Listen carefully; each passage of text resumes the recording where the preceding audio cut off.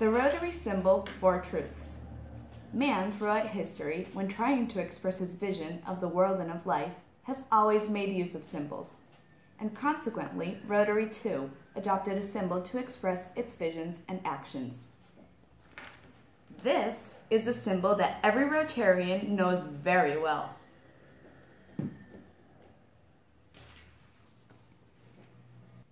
To make this symbol easily understandable, we have decided to explore its meanings, as if we were taking a virtual trip inside of it. When we travel, we come across experiences and landscapes that we know already, or that are part of past experiences that we have stored away deep in our memory. Many other experiences are brand new, just waiting to be discovered. We hope to do the same on this trip that we are about to begin. We will start with the writing Rotary International, found inside the symbol itself.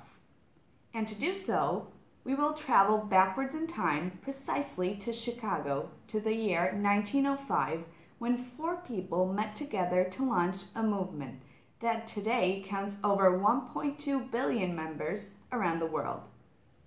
Now let's reflect. What skills did these four people possess to succeed so fully in such a venture? Paul Harris was a lawyer, but he had also been a cowboy, a newspaper reporter, and even a stage actor and marble and granite salesman. Throughout all the activities he performed, he found himself challenging the rights of cowboys, journalists, actors, and salesmen. From that moment on, he decided to study law, and our friend started to develop an important skill: the ability to analyze problems and issues and find solutions to them. Sylvester Scheel was a cold salesman. He used to spend the majority of his time with his clients, trying to persuade them that what he was offering them was better than what was being offered by his competitors. He developed yet another important skill, the ability to communicate. And now let's move on to another unique character, Gustav E. Loher. He was a mining engineer. He understood that the improvement of any activity requires the help of technology. He too had developed a skill, different from those of Harris and Scheel, but equally important, the ability to know how to use technology. Finally, we meet Hiram E. Shorey, a tailor with a peculiar approach. Before actually cutting, sewing, and finishing a piece of clothing, he meticulously visualized every step along the way. Just imagine, he had developed the ability to plan.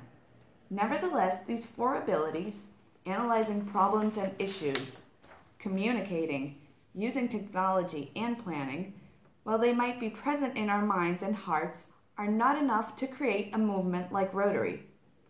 One fundamental skill is still missing, the skill of leadership. It occurred to me that what I was experiencing probably happened to hundreds, perhaps thousands of others in this great city. I was sure that there must be many other young people who had come from farms and small villages to establish themselves in Chicago. Why not bring them all together? If others were longing for a synergy, a connection like I was, then perhaps we really could create something useful of it. With these words Paul Harris expressed in one of his notes, he introduced a purpose, a goal to share with others. Today, we would say an objective. A group of people began to work together towards this shared objective. Today, we would call them a team. The name Rotary was then chosen, and it meant on a rotating basis because the group hosted, in turn, the weekly meetings in each of their respective offices. In doing so, the group began to develop the skill of leadership, the ability to influence one another to reach a common goal, shared and accepted by all. Being useful, their first service was to install a public toilet in front of the Chicago City Hall, where every day hundreds of people flocked. Now that we have concluded the first part of the trip, let's enter the second part of it. And to do so, we will examine two objects, each of which have similarities to the Rotary symbol: the wheel of a motocross bike and the gear of the mechanical movement of a watch. The bicycle wheel has three components: the tire, the hub, and the spokes. The tire, knobbed with 24 cogs, represents the founding principle of Rotary, the mission, the reason that Rotary exists. As Paul Harris said, it was to create something useful, to encourage and promote the ideals of service. Why are there 24 cogs? Because this wheel rotates 24 hours a day, 7 days a week, all year long. Why are tires knobbed? Because the path towards realizing something useful is not an easy one. It is as if it were an unpaved road with holes, stones, and gaps. What is the best way to implement this mission? By offering our skills, competences, and economical means to the community. The mission is to create a sense of belonging, of being connected and welcome within a community. The hub represents the vision, what we want to be. We want to be providers of service because we believe that our service activities are an effective tool to create something useful, said Paul Harris. This is our service above self. Our vision and values are our motivation. Motivation comes from the Latin word modus, and it indicates what pushes us, what leads us towards a goal. The 6 spokes, each identical because they are of equal importance, represent the tools used to establish and run the service activities. The first spoke represents Rotarian ethic, the behaviors and attitudes that illustrate what it means to be a good Rotarian. The Rotarian ethic is based on the Rotarian Code of Conduct, conceived by Herbert Taylor and built around the answers to the 4-way test. The answers are based on what we think and do. Number 1, is it truthful? Number 2, is it fair to all concerned? Number 3, will it build goodwill and better friendship? Number 4, will it be beneficial to all concerned? The second spoke represents friendship, in the sense that one member can rely on another. The third spoke represents economical means. It is impossible to do service projects without money.